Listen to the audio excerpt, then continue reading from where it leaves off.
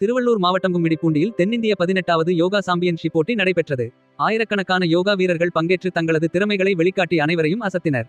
திருவள்ளூர் மாவட்டம் கும்மிடிப்பூண்டியில் உள்ள காமராஜர் தனியார் திருமண மண்டபத்தில் 18வது தென்னிந்திய அளவிலான யோகா சாம்பியன்ஷிப் போட்டி நடைபெற்றது. இதில் ஆந்திரா, தெலுங்கானா, கர்நாடகா, பாண்டிச்சேரி உள்ளிட்ட பல்வேறு மாநிலங்களில் இருந்து 1000த்திற்கும் மேற்பட்டோர் கலந்து கொண்டு 10 பிரிவுகளின் கீழ் நடைபெற்ற யோகாசன போட்டிகளில் பல்வேறு ஆசனங்களை செய்து காட்டி அசத்தினர். யோகாசன போட்டியில் வெற்றி பெற்ற வீரர் வீராங்கனைகளுக்கு பரிசு கோப்பையும் சான்றிதழ்களையும் வழங்கி சிறப்பித்தனர்.